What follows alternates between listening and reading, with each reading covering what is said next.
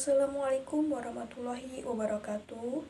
Kami dari kelompok 5 yang beranggotakan pertama Herwinda Puspasari, kedua Olivia Yayang Erhana, ketiga Miftahul Alia, dan yang keempat Yuli Nuraini akan mempresentasikan tentang konflik menurut perspektif Rauf Dahrendorf. Untuk pembahasan yang pertama tentang konflik menurut perspektif Dahrendorf, kedua kekuasaan konflik, ketiga konflik otoritas Dahrendorf, dan yang terakhir contoh konflik kekuasaan Dahrendorf serta solusi konflik sosial. Di sini saya akan menjelaskan terkait konflik menurut Dahrendorf. Teori konflik merupakan sebuah perspektif yang memandang bahwa masyarakat itu sebagai suatu sistem sosial yang terdiri dari kepentingan-kepentingan yang berbeda. Untuk teori konflik Dahrendorf sendiri muncul sebagai reaksi atas teori fungsionalisme struktural yang kurang memadai, serta memperhatikan fenomena konflik yang ada di masyarakat. Di dalam teori konflik Dahrendorf menarik perhatian dari beberapa ahli sosiologi Amerika sejak diterbitkannya buku Class and Class Conflict in Industrial Society. Dasar dari pemikiran Dahrendorf terkait teori ini yaitu mengasumsikan bahwa masyarakat yang setiap saat tunduk dalam proses perubahan, ada perselisihan dan konflik ada dalam sebuah sistem sosial, dan berbagai elemen masyarakat yang memberikan kontribusi pada disintegrasi dan perubahan. Menurut Dahrendorf, masyarakat itu memiliki dua wajah, yaitu konflik dan konsensus. Dua wajah ini biasa dikenal dengan teori konflik dialektika. Selanjutnya adalah kekuasaan. Dahrendorf berfokus pada struktur yang lebih luas. Inti dari tesisnya ialah bahwa berbagai posisi dalam masyarakat memiliki kualitas otoritas yang begitu berbeda. Otoritas bukan pada individu, tetapi pada posisi. Kekuasaan atau otoritas terdiri dari dua unsur, yaitu penguasa atau orang-orang yang berkuasa dan orang yang dikendalikan, dengan kata lain atasan dan bawahan. Ada tiga jenis kelompok, antara lain 1. Kelompok semu, 2. Kelompok kepentingan, dan 3. Kelompok konflik. Kelompok semu merupakan sejumlah pemegang posisi dengan kepentingan yang sama namun belum menyadari keberadaannya, serta kelompok inilah sudah termasuk dalam tipe kedua, yaitu ke dalam kelompok kepentingan. Dan sebab kepentingan inilah melahirkan sebuah kelompok ketiga yang disebut dengan konflik sosial. Kemudian dalam kelompok akan terdapat sebuah perkumpulan, yaitu kelompok yang berkuasa atau atasan serta kelompok bawahan. Kedua kelompok tersebut memiliki kepentingan yang berbeda. Bahkan menurut Dahrendorf, mereka disatukan oleh kepentingan bersama. Orang-orang yang berada pada kelompok atas atau penguasa ingin mempertahankan status, sedangkan orang yang berada dalam kelompok bawah atau yang dikuasai ingin dapat ada perubahan. Dahrendorf menyadari pentingnya konflik mengacu pada pemikiran Lévi-Strauss, di mana hubungan antara konflik dan perubahan ialah pada konflik yang berfungsi untuk menciptakan sebuah perubahan dan perkembangan. Jika konflik intens, maka perubahan akan radikal. Sebaliknya, jika konflik berupa kekerasan, maka akan terjadi perubahan struktural secara tiba-tiba.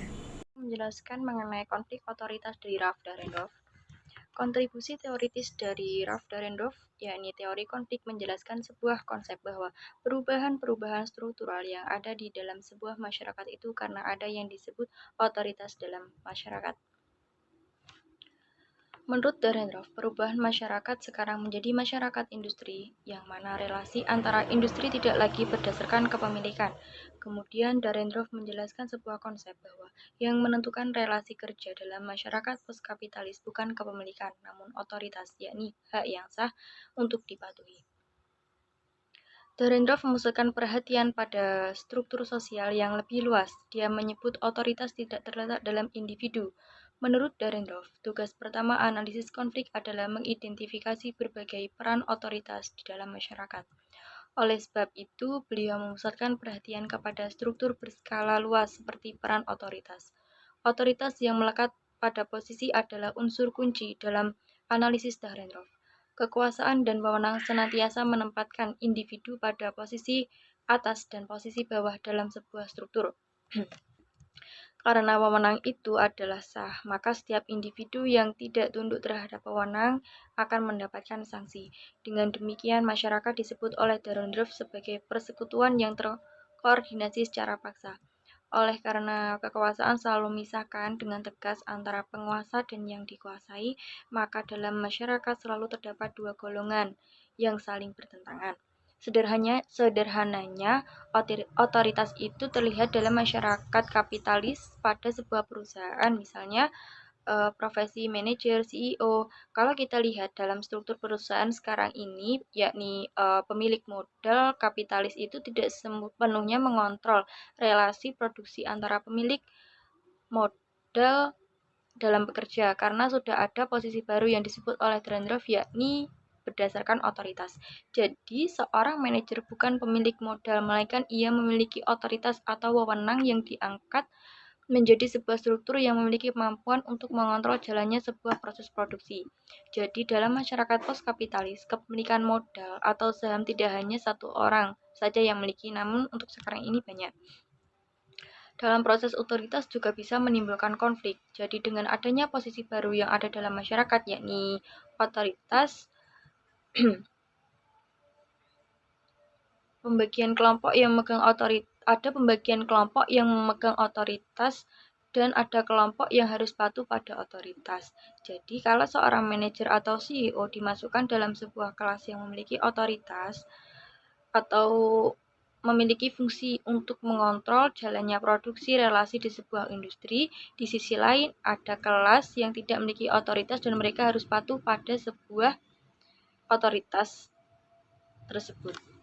Saya Yuli Nur Aini akan menjelaskan tentang solusi konflik sosial dan contoh konflik kekuasaan Ralph Dahrendorf. Solusi konflik sosial. Ralph Dahrendorf mengatur konflik tergantung pada tiga hal, yaitu yang pertama, kedua belah pihak harus mengakui keadaan sebenarnya dari situasi politik yang terjadi antara mereka.